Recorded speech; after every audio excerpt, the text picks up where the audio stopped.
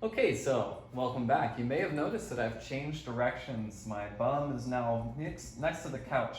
This couch is great for us because I have a spot on the side and a spot behind me here that I can use as a crash pad.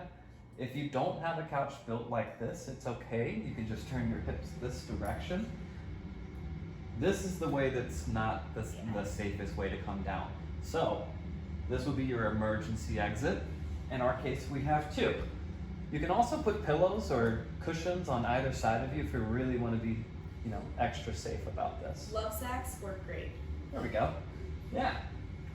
Okay, to begin, my flyer stands right next to my shoulders, straddling my head, facing away from me. I'm going to place my hands around the ankles. Here's the weird part for the base. In this one, it's a little uncomfortable at first, but it doesn't take very long to get out of the uncomfortable zone. I'm going to try to place my feet as best as I can in the middle of the hamstring so that my heel wraps around to the sits bone on the bum of my flyer. So I have to do this really weird crunch for just a moment to get my feet in place. Did you notice that as soon as my feet were in place, Sarah sat back onto my feet? She knew that I was prepared. Now, let's do this one more time.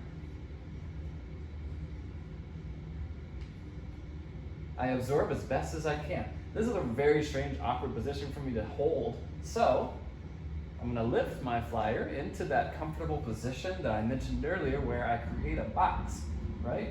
My heels are over my hips, and then my hands go over my shoulders, yeah? You might notice that my arms are bent. This is because if I straighten my arms, yeah, I'm pushing my flyer back into space. It doesn't feel all that comfortable for my flyer. I'm trying to be sensitive to where their knees are in relationship to their hips. So, You want this to be a 90-degree angle, so sitting up tall, legs going out 90 degrees. yeah. And notice that she's also got a 90-degree angle within her knees. This is not great. This is really not great. Very nice. So I can put some pressure in my feet and he feels nice and strong. Yeah. This may not be perfect when you first get into the seated position, and you might have to adjust your feet. To do that, I'm going to communicate to my flyer which hip I want them to lift off of my foot by squeezing through the toes. And I'm going to adjust and adjust. I'm letting him adjust by pushing down through my feet and the opposite hip to lift one side. Pushing through my feet and the opposite hip. Did you notice she waited until she felt my foot to come back? So I'm going to ask her to lift that side, keep my foot present. She feels my foot arrive, sits back. As she's pressing into her feet, I'm becoming the floor once again. If she presses into me and I give, weird things happen, right? I become the floor here, not, Not quicksand. a sticky floor. Yeah, don't be quicksand. Yeah?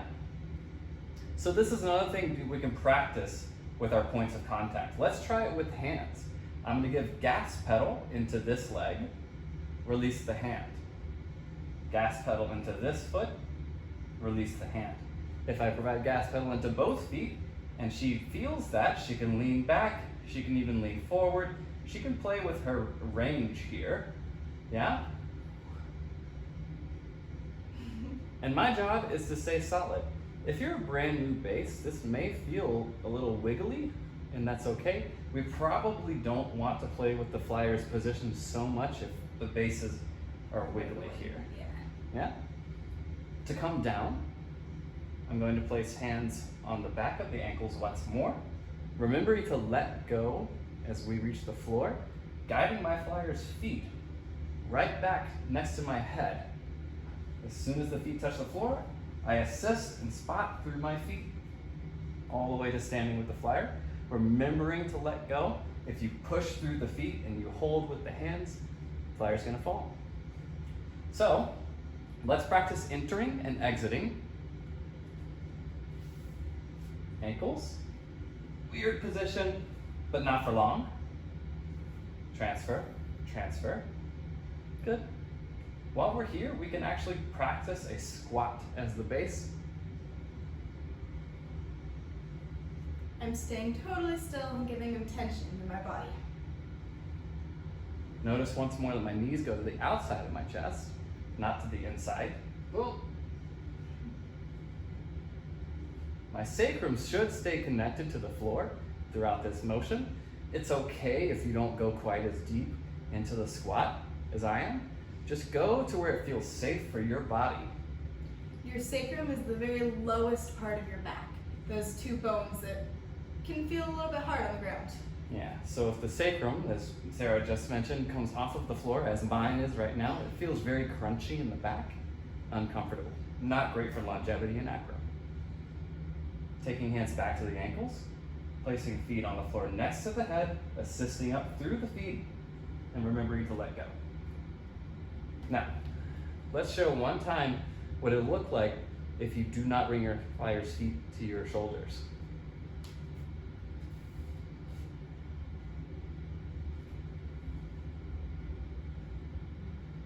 Oh, yeah.